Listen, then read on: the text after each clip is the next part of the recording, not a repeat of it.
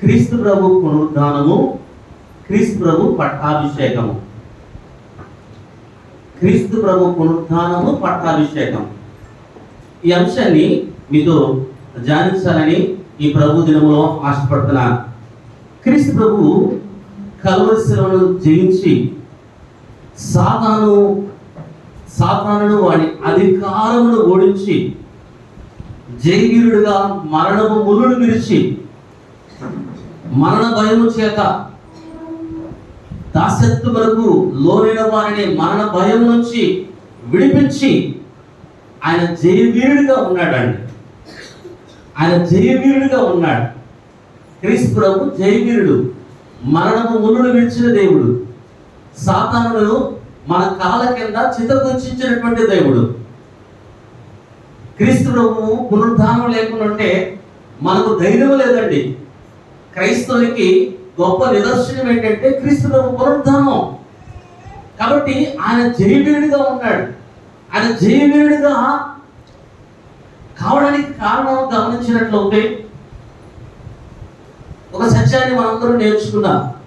ఆయన జయవీరుడిగా ఆయన కావడానికి కారణం గమనించినట్లయితే సాతానుకు ఒక చెర ఉందండి, ఒక జైలు ఉంది సాతానుది, ఒక బందీకాలం ఉంది సాతానుది. ఆ సాతాను ఏం చేస్తున్నాడంటే తన సంబంధికులందరినీ దాంట్లో ఆ చెరలో బంధిస్తూ ఉన్నాడు. తన సంబంధికులందరినీ, ఎవరు ఆయన సంబంధికులు అంటే మొదటి యోహాను రాసిన పత్రిక 3వ అధ్యాయము, మొదటి యోహాను రాసిన పత్రిక 3వ అధ్యాయము 8వ వచనంలో మనం గమనించినట్లయితే 3వ అధ్యాయం 8వ వచనంలో చక్కని మాట మనం చూస్తాం. అపవాది మొదటి నుండి పాపం చేస్తున్నాడు. అపవాది మొదటి నుండి పాపము చేస్తున్నాడు. పాపము చేయు ప్రతి వాడి అపవాది సంబంధి. అపవాది యొక్క క్రియలను లయపరుచుటకే దేవుని కుమారుడు ప్రత్యక్షమైనను. ఈ మాట మనం చూస్తాం. అంటే ఎవరు అపవాది సంబంధులు అంటే అపవాది పాపం చేస్తాడు. అపవాది పాపము చేసేవాడు, మొదటి నుంచి పాపం చేస్తున్నాడు. కాబట్టి పాపము చేయని వారందరూ కూడా అపవాది సంబంధికులు. పాపం ఎవరు చేస్తారో వారందరూ ఎవరంటే అపవాది సంబంధికులు. అలాగే తనకు సంబంధించిన వారందరినీ ఏం చేస్తున్నాడంటే ఒక చెరలో పెట్టేసుకున్నాడు, ఒక బందీకానంలో పెడుతున్నాడు. ఎవరంటే సాతానుడు.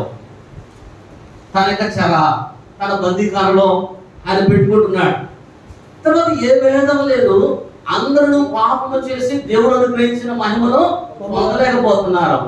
అనగా ప్రతి ఒక్కరూ పాపం చేశారు. అనగా ప్రతి ఒక్కరు ఎక్కడున్నారంటే అపవాది చెరలో ఉంటున్నారు, అపవాది బందీకాలంలో ఉంటున్నారు. నీతిమంతుడు లేడు, ఒకడు లేడు అంటాడు. ప్రతి వాడు త్రోవ తప్పిపోతున్నాడు.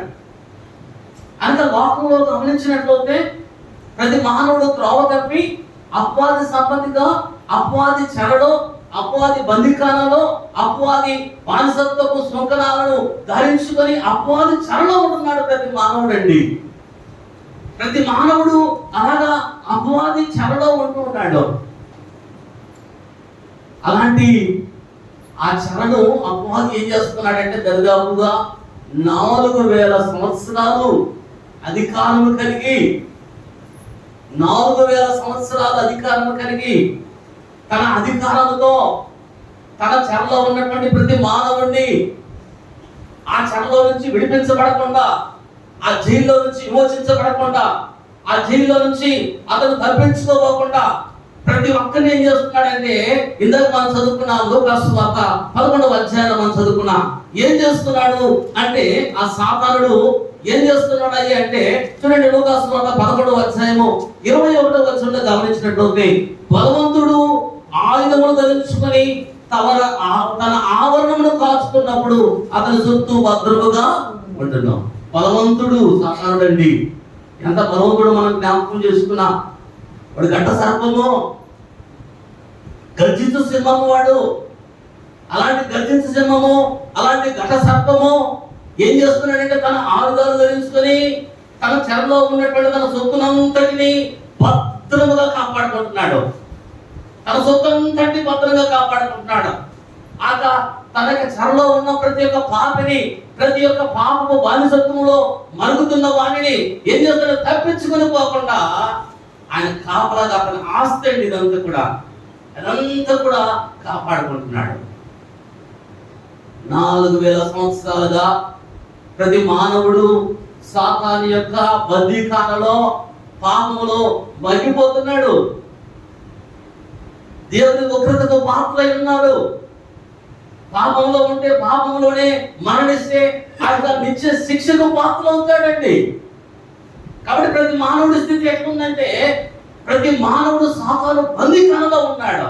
అంతేకాకుండా మన లేఖనాల్లో మనం గమనించినట్లయితే హెబ్రీయులకు రాసిన పత్రిక 2వ అధ్యాయము మనం చాలాసార్లు జ్ఞాపకం చేసుకున్నాం. మరోసారి మీతో పంచుకోవాలని ఆశపడుతున్నా. హెబ్రీయులకు రాసిన పత్రిక 2వ అధ్యాయము 14-15 వచనాల్లో మనం గమనించినట్లయితే చాలా శ్రేష్టమైన మాట మనం అక్కడ గమనించగలమండి. కాబట్టి ఆ పిల్లలు రక్త మాంసములు గలవారైనందున మరణం యొక్క బలము గలవారిని, గమనించండి, మరణము యొక్క బలము గలవారిని అనగా అపవాదిని మరణము ద్వారా నశింపజేయుటకును. గమనించండి, మరణం యొక్క బలము గలవాడి ఎవరంటే అపవాదండి. మరణం మీద బలము. కాబట్టి మరణం యొక్క బలము గలవారిని అనగా అపవాదిని మరణము ద్వారా నశింపజేయటండి. అనగా బలము గల వారిని అపవాదిని ఆ మరణము ద్వారానే నశింపజేయుటకు మరణం ద్వారా నశింపజేయుటకు జీవిత కాలమంతయు మరణ భయము చేత దాస్యమునకు లోబడిన వారిని, జీవిత కాలము మరణ భయము చేత దాస్యమునకు లోబడిన వారిని విడిపించుటకును. గమనించండి, విడిపించాలి. జీవిత కాలము ప్రతి మానవుడు ఎట్లున్నాడంటే మరణ భయము చేత దాసత్వము కలిగి ఉన్నాడంటే. ఎక్కడున్నాడంటే అపవాది చెరలో ఉన్నాడు. మరణం అంటే భయము, మరణ భయము చేత జీవిత కాలం అంతా కూడా భయపడుతూనే ఉన్నాడు. అయితే ఆ బలము గలవాడిని, ఆ మరణం యొక్క బలము గలవాడైనటువంటి అపవాదిని మరణం ద్వారా జయించడానికి, ఆ మరణ భయము చేత దాసత్వముకు లోనైన వారందరినీ కూడా విడిపించడానికి క్రీస్తు ప్రభువు రక్త మాంసములలో క్రీస్తు ప్రభు ఎందుకు శరీరాన్ని ధరించుకున్నాడు అంటే మరణ భయం చేత దాసత్వములో ఉంటూ సాతాను బందీఖానాలో ఉంటూ అయ్యో భయంతో మగ్గిపోతుంటే ఆ మరణం యొక్క బలం కొని వారిని ఆ మరణం ద్వారా జయించడానికే క్రీస్తు ప్రభు రక్త మాంసాలలో పాలుపంచుకున్నాడు. ఎంత చక్కని మాట. కాబట్టి మానవుడు బందీఖానాలో ఉన్నట్టు మానవుడు ఎట్లున్నాడంటే భయంగా ఉన్నాడు. మరణ భయంగా. ఎవరు విడిపిస్తారు ఈ బందీఖానాల నుంచి? ఎట్లా ఉన్నాడంటే ఆయుధాలు ధరించుకున్నాడు. ఎట్లున్నాడంటే బలవంతమైన వాడు. ఆ బలవంతుల్ని జయించేవాడు ఎవరున్నారు? అంత బలమైన ఆ యొక్క సాతానుడు ఆయుధాలు ధరించుకుని తన చెరలో ఉన్న వారందరూ, మరణ భయంతో ఉన్న వారందరినీ ఏం చేస్తున్నాడంటే కావలి కాస్తూ కాపాడుకుంటున్నాడండి సాతానుడు. ఇంకా మనం గమనించినట్లయితే రోమిలికి రాసిన పత్రిక 5వ అధ్యాయము 12వ అధ్యాయము 12వ వచనంలో మనం గమనించినట్లు చక్కని మాట ఇట్లుండగా ఒక మనుషుని ద్వారా పాపము ద్వారా మరణము. గమనించండి, పాపం ఎట్లా వచ్చిందయ్యా అంటే ఒక మనుషుని ద్వారా వచ్చింది. ఆ పాపం ద్వారా ఏమొచ్చిందంటమ్మా? మరణం వచ్చింది. ఒక మనుషుని ద్వారా పాపం వచ్చింది, ఆ పాపం ద్వారా మరణం వచ్చింది. ఆ మనుషుడు మనందరికీ తెలుసండి, ఆదాముకు దేవుడు ఏం చెప్పాడంటే అయ్యా ఈ చెట్టులో ఉన్న ఫలాలన్నీ తిను, ఈ చెట్టు మంచి చెట్లు తెలవనిచ్చు ఫలము తింటే నువ్వు నిశ్చయంగా చస్తావు అన్నాడు. ఏమన్నాడమ్మా? నిశ్చయంగా నీవు చస్తావు. సాతానుడు వచ్చి ఏమన్నాడంటే ఈ ఫలము తిని మీరు చావనే. దేవుడు చస్తావని చెప్తే సాతానుడు చావుడు అని చెప్పాడు. అయితే అవ్వ పండు తిని ఆదాముకి ఇచ్చింది, ఆదాము కూడా పండు తిన్నారు. వారు భౌతికంగా మరణించలేదండి. వారు భౌతికంగా చనిపోయినాడు ఆదాము అప్పుడే లేదండి. ఆదాము భౌతిక మరణం పొందలేదు. అనగా భౌతిక మరణము పాపము చేయడం ద్వారా భౌతిక మరణము రాలేదండి. జాగ్రత్తగా ఆలోచించేయండి. ఈరోజు మనందరం మరణిస్తున్నామంటే ఆదాము పాపం చేశాడు కాబట్టి ఆదాము ద్వారా మనందరం చచ్చిపోతున్నాం అనుకుంటారు. ఆదాము పాపం చేసినప్పుడు ఒక మనిషిని ద్వారా పాపము చేస్తే పాపం ద్వారా మరణం వచ్చింది. అనగా ఏ మరణం వచ్చిందంటే భౌతిక సమయం మరణం కాదండి. మరి ఏం చేశారంటే ఆత్మీయంగా మరణించారు. ఆదాము మరణించలేదు పండు తిన్న వెంటనే. తర్వాత కయ్యూరుని కన్నాడు, ఏబేలుని కన్నాడు, సేతుని కన్నాడు, కుమార్తెలను కన్నాడు. 930 సంవత్సరాలు పండు తిన్న తర్వాత 930 అనగా భౌతిక మరణం కాదు. ఒక మనుషుల ద్వారా లోకంలోకి వచ్చింది ఏంటంటే భౌతిక మరణం కాదు. ఏమొచ్చింది లోకంలో అంటే ఆత్మీయ మరణం లోకంలోకి వచ్చిందండి. ఆత్మసమైన మరణం లోకంలోకి వచ్చింది. ఎప్పుడైతే పండు తిన్నాడో ఎఫెసీయులకు రాసిన పత్రిక 4వ అధ్యాయం, ఎఫెసీయులకు రాసిన పత్రిక 4వ అధ్యాయం. ఎప్పుడైతే పండు తిన్నాడో అప్పుడు ఏమైందంటే మానవుడి పరిస్థితి 18వ వచనం గమనిస్తే 4:18 వారైతే అంధకారమైన మనసు గలవారై తమ హృదయ కాఠిన్యం వలన తమలో ఉన్న అజ్ఞానము చేత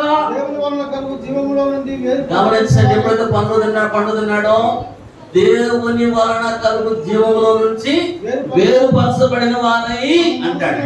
అనగా పండు తిన్న వెంటనే జీవము దేవుని నుంచి వచ్చే జీవము నుంచి వేరైపోయినారు. దేవుని నుంచి వచ్చే జీవము ఆగిపోయింది. జీవం ఆగిపోతేనే జీవం పోతేనే ప్రాణం పోతుంది. కాబట్టి ఆత్మీయంగా చచ్చిపోయినాడు మానవుడు, దేవుడికి దూరం అయిపోయాడు. ఒక మనుషుల ద్వారా పాపం వచ్చింది, పాపం ద్వారా మరణం వచ్చింది. ఏ మరణం వచ్చిందంటే భౌతిక మరణం కాదు, ఆత్మసమైన మరణం వచ్చింది. ఆత్మసమైన మరణం ఏంటంటే దేవుని నుంచి కలుగు జీవంలో నుంచి వేరైపోవడం అండి. అంటే జీవం ప్రవహిస్తూ ఉంది దేవుని నుంచి. మనకి ఎప్పుడైతే మనం క్రీస్తు యేసును బాప్తిసం తీసుకుంటామో దేవుని నుంచి జీవం వచ్చి మన కొత్తగా జన్మిస్తామండి. అందుకంటే క్రీస్తు ప్రభు నేనే మార్గము, నేనే సత్యం, నేనే జీవం, నేను అందరినీ జీవము చేయడానికి సమృద్ధి జీవం నా దగ్గర ఉంది అంటాడు. కాబట్టి క్రీస్తు ప్రభు జీవము, ఆ జీవం ద్వారా మనుషులందరినీ కూడా బ్రతికిస్తాడు. ఆత్మీయంగా చచ్చిపోయినటువంటి మనుషులనండి. కాబట్టి ఒక మనుషుల ద్వారా ఏమొచ్చిందంటే ఆత్మసోదన మరణం వచ్చింది. ఎప్పుడైతే ఆత్మసోదన మరణం వచ్చిందో వారు దేవుని నుంచి దూరం అయిపోయారు. మానవుడు అండి. అంటే ఇట్లా దేవుని నుంచి దూరమైన వారందరూ కూడా ఎక్కడ ఉన్నారంటే సాతాను చెరలో ఉన్నారు.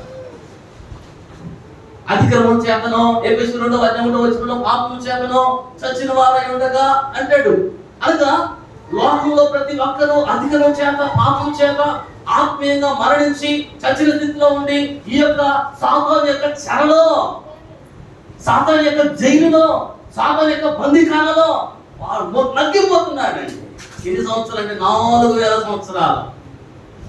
4000 సంవత్సరాల నుంచి ఆ బందీఖానం నుంచి విడిపించిన వారు ఎవ్వరూ లేరండి. విడిపించాలంటే వాడు ఆయుధాలు ధరించుకో ఉన్నాడు, బలంగా ఉన్నాడు, ఎప్పుడు కాపలు కాస్తా ఉన్నాడు. అంతకంటే బలవంతుడు కావాలి. ఆ చెరను విడిపించడానికి, ఆ బంధించబడిన వారిని విడిపించడానికి, మరణ భయం చేత దాసత్వంలో మగ్గిపోతున్న వారిని విడిపించడానికి, ఆత్మీయంగా మరణించిన వాళ్ళందరినీ కూడా విడిపించడానికి ఈ సాతాను కంటే బలమైనటువంటి ధీరుడు కావాలి. ఆ చెర నుంచి అలాంటి ధీరుణ్ణి ఎవరు నియమించారు అంటే యెషయా గ్రంథం 60వ అధ్యాయం. యెషయా గ్రంథం 60వ అధ్యాయం. తండ్రిని దేవుడు ఎవరిని నియమించాడు? 60వ అధ్యాయము యెషయా గ్రంథము 60వ అధ్యాయం 1వ వచనంలో గమనించినట్లయితే 61వ వచనంలో చాలా శ్రేష్టమైన మాట మనం చూస్తామండి. యెహోవా ఆత్మ నా మీదకి వచ్చినది. యెహోవా ఆత్మ నా మీదకి వచ్చినది. దీనులకు సువర్తమానము ప్రకటించుటకు, దీనులకు సువర్తమానం ప్రకటించుటకు యెహోవా నన్ను అభిషేకించును. దీనులకు సువర్తమానము ప్రకటించడానికి యెహోవా తండ్రైన దేవుడు నన్ను అభిషేకించాడు. క్రీస్తు ప్రభు గురించినటువంటి ప్రవచనం అండి. దీనులకు సువార్త ప్రకటించడానికి యెహోవా నన్ను అభిషేకించినట్ట. ఇంకొక పని ఏంటంటే, ఇంకొక పని గమనించినట్లయితే అక్కడ నలిగిన హృదయములను గల వారిని దూరపరచుటకు, చెరలో ఉన్న వారిని విడుదలను బంధింపబడిన విముక్తిని ప్రకటించుటకు అంటాడు. చెరలో ఉన్న వారిని విడిపించుటకు, ఇంకేమంటాడమ్మా, బంధింపబడి వారిని విముక్తి ప్రకటన, విమోచించడానికి. సాతాను చెరలో 4000 సంవత్సరాల నుంచి బంధించబడి ఉన్నారు. మరణ భయం చేత బంధించబడ్డారు, పాపం చేత బంధించబడ్డారు, ఆత్మీయంగా మరణించి బంధించబడ్డారు. 4000 సంవత్సరాల నుంచి ఆ చెరలో విముక్తి లేక, విమోచన లేక వారు బంధించబడి ఉన్నారు. ఈ బంధించబడిన వారిని విడుదల చేయడానికి, విముక్తి కలిగ చేయడానికి ఎవరిని నియమించాడంటే క్రీస్తు ప్రభువును తండ్రి దేవుడు నియమించాడు. క్రీస్తు ప్రభువు నియమించాడు. జగత్తుకు పునాది ఏర్పడక మునుపే క్రీస్తు ప్రభు యొక్క బలియాగాన్ని తండ్రి దేవుడు నియమించను. ఎందుకు నియమించాడంటే అపవాది చెరలో ఉన్న వారిని విడిపించడానికి. క్రీస్తు ప్రభు ఈ లోకానికి ఆయన రక్షకుడుగా ఈ లోకానికి వచ్చి మనందరి కొరకు ఆ కల్వరి శిలువలో ఆయన మరణించి సాతానుతో ఆ కల్వరి శిలువలో పోరాడి, ఆ యొక్క బలవంతునితో పోరాడి వాడు ఆయుధములు లాక్కున్నాడు. కల్వరి శిలువలో సాతానును ఓడించాడు, సాతాను తలను చిన్నపెట్టాడు. ఆట పెరుగులాటలో క్రీస్తు ప్రభు జయవీరుడిగా, పాపము లేనటువంటి క్రీస్తు ప్రభు సైన్పు అనే ఆయుధంతో సాతానుని జయించి ఆయన జయవీరుడిగా, తండ్రి నీ చేతికి నా ఆత్మను సమాప్తమైంది అండి. నేను వచ్చిన పని సమాప్తం. జయవీరుడు, ఒక జయవీరుడిగా ఆయన సమాప్తమైందని చెప్పి తండ్రికి ఆత్మను అప్పగించి ఆయన ప్రాణం విడిచాడండి. అపవాది చెరలో ఉన్న వారిని విడిపించడానికి క్రీస్తు ప్రభు కల్వరి శిలువలో సాతానుతో పోరాటంలో ఆయన జయవీరుడిగా ఆయన జయించినట్టు మనం చూస్తున్నాం. నిజం బిడ్డ, ఆయన మరణించి ఆయన సమాధి చేశారు. ఆయన లేచిన తర్వాత 3వ దినాలు లేచిన తర్వాత, పునరుద్ధరణ లేచిన తర్వాత 40 రోజులు అనేక మందికి అనేక చోట్ల ప్రత్యక్షపరుచుకున్నాడు క్రీస్తు ప్రభు. ప్రత్యక్షపరుచుకొని క్రీస్తు ప్రభు అండి ఆఖరిన ఒలివ కొండల మీద నుంచి చూడండి, అపోస్తుల కార్యం 1వ అధ్యాయం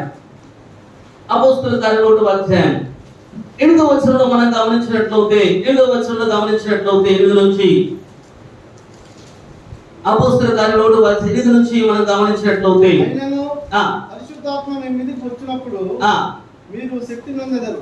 చాలా 9వ వచనం, ఈ మాటలు చెప్పి వాళ్ళు చూస్తుండగా ఆయన ఆరోహణమైన ఒలివ కొండ మీద నుంచి అందరితో మాట్లాడుతూ ఉన్నాడు, అపోస్తులతో మాట్లాడుతున్నాడు, అక్కడ ప్రజలందరితో మాట్లాడుతూ ఆయన ఆరోహణమాయను. అప్పుడు వారి కన్నులకు కనబడకుండా ఒక మేఘము ఆయన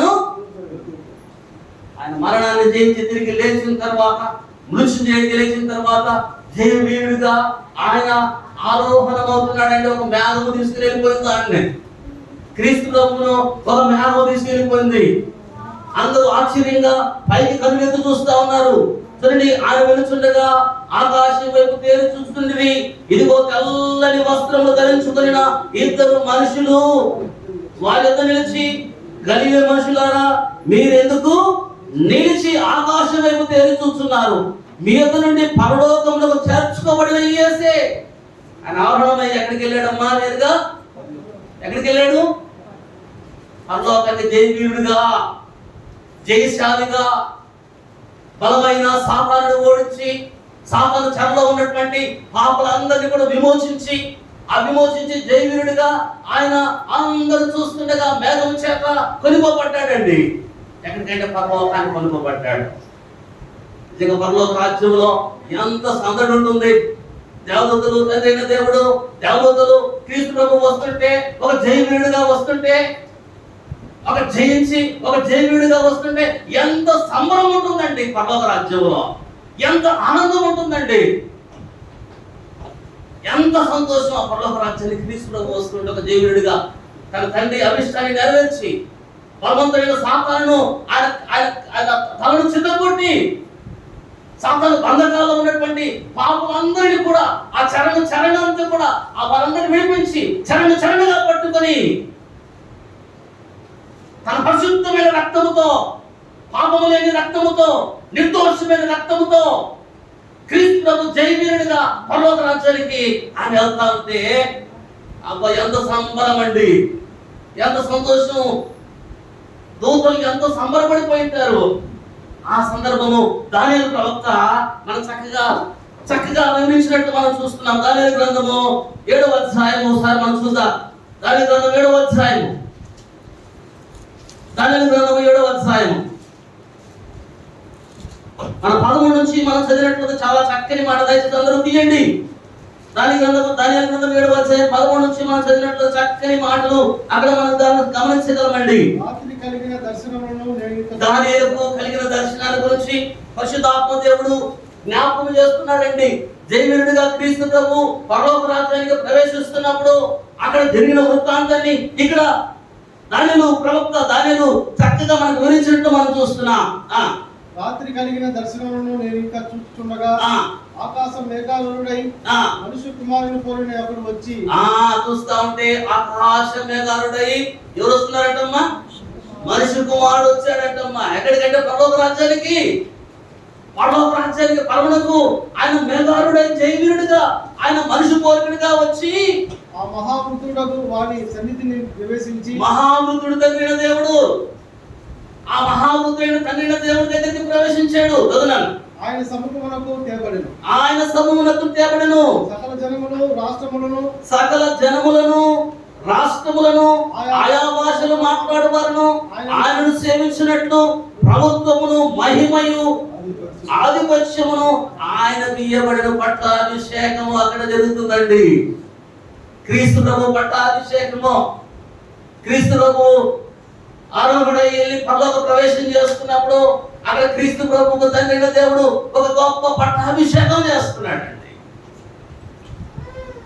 ఆయన క్రీస్తు ప్రభువును ఆహ్వానించి క్రీస్తు ప్రభువు సింహాసనం మీద కూర్చోబెట్టి మహావృద్ధుడు ఆ తండ్రి దేవుడు జయవీరుడిగా సాతాను చెర నుంచి అనేక మంది పాపలను విడిపించి జయవీరుడిగా సాతానుని జయించి జయవీరుడిగా వచ్చినటువంటి క్రీస్తు ప్రభువును ఒక సింహాసనం మీద కూర్చోబెట్టి పట్టాభిషేకం చేస్తున్నాడు. ఎంత మహా గొప్ప సంబరం దేవుడిట,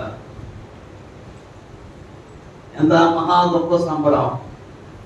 ఆ పట్టాభిషేకంలో క్రీస్తు ప్రభు కంట ఏమేమి పడిందంటే ప్రభుత్వమును చూడండి, సకల జనులను రాష్ట్రములను ఆయా భాషలు మాట్లాడేవారును ఆయన సేవించాలి.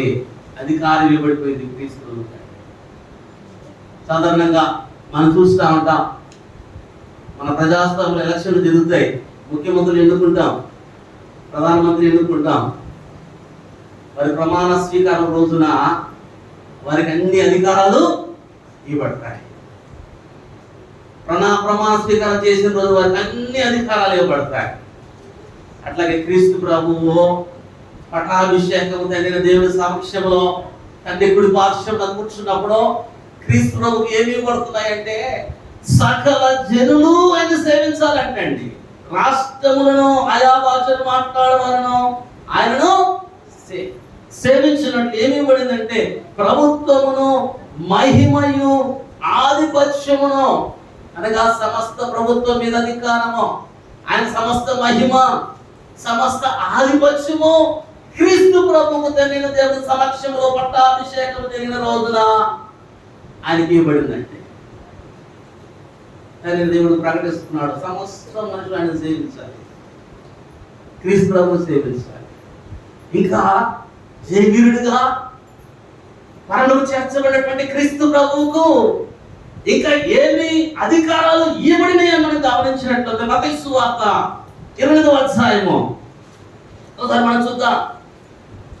మత్తయి సువార్త 8వ అధ్యాయం 18వ వచనం మనం గమనించినట్లయితే మత్తయి సువార్త 8వ అధ్యాయం 18వ వచనం చాలా శ్రేష్టమైన మాటను మనం చూస్తామండి.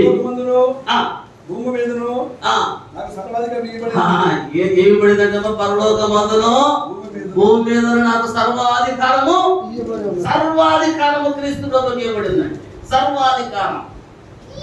ఆయన పునరుద్ధరణై లేచి మరణాన్ని జయించి తిరిగి లేచి పునరుద్ధరణై లేచి ఆయన మహా ఆర్భాటంతో అరుణమైనప్పుడు ఆ పరలోక రాజ్యంలో ప్రవేశించినప్పుడు ఆయనకి పరలోకమందును భూమి మీదను సర్వాధికారం ఇవ్వబడింది. ప్రకటన గ్రంథము ఒక అధికారం మనం చూద్దాం. ప్రకటన గ్రంథము 3వ అధ్యాయము. ప్రకటన గ్రంథము 3వ అధ్యాయం. ప్రకటన గ్రంథం 3వ అధ్యాయం 5-6 వచనాలు గమనించినట్లయితే 5-6 వచనాలు. నమ్మకమైన సాక్షియు నమ్మకమైన సాక్షియు మృతుల్లో నుండి ఆది సంభూతునిగా లేచిన వాడును. గమనించకండి. మృతుల నుండి అనగా మరణము నుంచి ఆది సంభూతుడిగా లేచిన వాడును. భూపతులకు అధిపతి అయిన యేసుక్రీస్తు నుండి ఇప్పుడు ఇంకొక అధికారం ఇవ్వబడిందండి. మృతుల్లో నుంచి లేచినటువంటి క్రీస్తు ప్రభువుకు ఏ అధికారం ఇవ్వబడిందంటే భూపతులకు అధిపతి. ఏ అధికారం అంటే మా క్రీస్తులోకి ఇవ్వబడింది. పట్టాభిషేకం జరిగిన రోజున భూలోకంలో ఉన్న ప్రతి అధిపతికి, భూలోకంలో ప్రతి రాజుకు, ఆయన ప్రభువు, రాజులకు రాజు, ప్రభువులకు ప్రభు అంటే భూపతులందరికీ ఆయన అధిపతి. పరలోకంలో భూలోకంలో అధికారము ఎవరికి ఇవ్వబడింది? క్రీస్తు ప్రభువుకి ఇవ్వబడిందండి. మహాపుత్రుడు తగిన దేవుడు ఆహ్వానించి తన తండ్రి కుడి పార్శ్వంలో కూర్చోబెట్టుకొని భూపతుల మీద అధికారము అనగా భూలోకములో ఉన్న ప్రతి అధిపతి మీద ఎవరికి అధికారం అంటే క్రీస్తు ప్రభువుకు అధికారము. క్రీస్తు ప్రభువుకు అధికారం ఇవ్వబడింది. బిడ్డలారా, జయవీరుడికి, జయశాలికి భూలోకములో అధికారం ఇవ్వబడింది. అందరూ దేవుడికి అధికారం అంటే అండి లోకాధికారం అంటే సాధారణంగా అధికారం ఉన్నది. క్రీస్తు అంటాడు ఇది అంధకార గడియ, లోకాధికారి వాడు. కాబట్టి వాడికి అధికారం ఇప్పుడు ఎవరికి ఇవ్వబడిందంటే క్రీస్తు ప్రభువుకు. భూపతందరి మీద అధికారం క్రీస్తు ప్రభువుకి ఇవ్వబడిందండి. తర్వాత ఇంకొక మాట మనం గమనించినట్లయితే 3వ అధ్యాయము 18వ వచనం మనం గమనించినట్లయితే నేను మొదటి వాడును, కడపటి వాడును, జీవించువాడును, మృతుడనైతిని గాని ఇదిగో యుగములు సజీవుడనై ఉన్నాను. ఇదిగో యుగ యుగములు సజీవుడనై క్రీస్తు ప్రభు మృతుడయ్యాడు కానీ ఆయన యుగ యుగములు సజీవుడు. మరణాన్ని జయించి తిరిగి లేచి మృత్యుంజయుడై యుగ యుగములు సజీవుడిగా ఉన్నటువంటి వాడు. మరణం యొక్కయు పాపం యొక్క తాళపు చెవులు నా స్వాధీనమున్నాయి. అనగా మరణం యొక్క, పాపం యొక్క తాళపు చెవులు క్రీస్తు ప్రభువుకు ఇవ్వబడినాయండి. క్రీస్తు ప్రభువుకు అధికారం దేని మీద ఉందంటే భూలోకంలో భూపతులందరి మీద అధికారం ఉంది.